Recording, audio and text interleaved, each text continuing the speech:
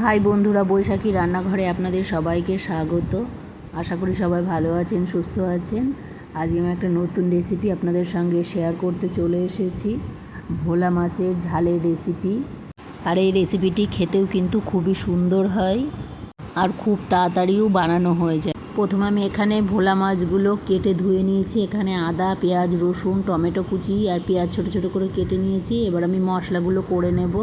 আর যেখানে ধনেপাতা রয়েছে, পেঁয়াজ, রসুন, আদা একসঙ্গে বেটে নিয়েছি। এবার কড়াই গরম করে সর্ষের তেল দিয়ে দিয়েছি। মাছগুলোতে লবণ হলুদ মাখিয়ে নিয়েছি। এবার আমি ভেজে নেব। মাছগুলো এক পিঠ ভাজা হয়ে গেছে, উল্টিয়ে দিচ্ছি। আর খুব আস্তে আস্তে উল্টিয়ে দিতে হবে, এই মাছ খুবই নরম হয়। এই যে আমার মাছ ভাজা হয়েছে, তুলে নেবো। এই যে আমি সব মাছগুলো ভেজে নিয়েছি। ওই তেলের ভিতরে গোটা জিরে, তেজপাতা ফোড়ন দিয়ে দিলাম। আর অল্প একটু আমি পেঁয়াজ রেখেছিলাম, সেই পেঁয়াজটা তেলের মধ্যে ফোড়ন দিয়ে দিলাম। পেঁয়াজটা একটু হালকা লাল হয়ে এসেছে। এবার আমি টমেটো কুচি দিয়ে দেবো।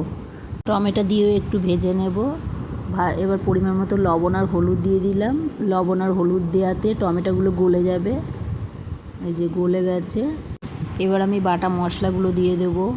পেঁয়াজ, রসুন, আদা, লঙ্কা বেটে নিয়েছিলাম। এই যে পরিমাণ মতো জিরের গুঁড়ো দিয়ে দিলাম আর লঙ্কার গুঁড়ো দিয়ে দিলাম। মশলা কষিয়ে নেব। আমি একদম মিডিয়াম আঁচে দিয়েই মশলাটা ভালো করে কষিয়ে নেব। এই দেখুন, আমার মশলাটা প্রায় কষানো হয়ে গেছে। এবার আমি অল্প একটু জল দিয়ে দিলাম। অল্প একটু জল দিয়ে আরও অনেকক্ষণ ধরে কষিয়ে নিয়েছি। একদম পুরো মশলাটা কষানো হয়ে গেছে।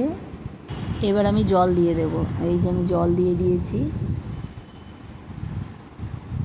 এই যে খুব একটা বেশি জল দিইনি। এই যে আমার ঝোলটা ফুটে গেছে। আমি একটু লবণ দিয়ে দিলাম পরিমাণ মতো। আর এবার ভাজা মাছগুলো ঝোলের মধ্যে দিয়ে আরও 2 থেকে 3 মিনিট ফুটিয়ে নেব। খুব বেশিক্ষণ ফোটাতে হবে না, কারণ মাছগুলো খুবই নরম। এই যে আমার ভোলা মাছের ঝাল তৈরি হয়ে গেছে। ওপর থেকে আমি একটু কাঁচা সর্ষের তেল আর গরম মশলা আর ধনেপাতা কুচি দিয়ে দিয়েছি। এবার নামিয়ে নেব। এই যে আমার ভোলা মাছের ঝাল আমি নামিয়ে নিয়েছি। এই রেসিপিটি আপনাদের যদি ভালো লেগে থাকে, একটা লাইক, কমেন্ট এবং প্রচুর শেয়ার করবেন। আমার এই চ্যানেলে যেই বন্ধুরা নতুন, সাবস্ক্রাইব করে দেবেন, পাশের বেল আইকনটি প্রেস করে দেবেন নতুন নতুন রেসিপির ভিডিও পেতে। আর আপনারাও এইভাবে বাড়িতে তৈরি করে দেখুন, আপনাদের কেমন লাগলো অবশ্যই কমেন্টে জানাবেন। আজকে এই পর্যন্তই। আবার অন্য কোনো দিন অন্য কোনো নতুন রেসিপি নিয়ে চলে আসবো।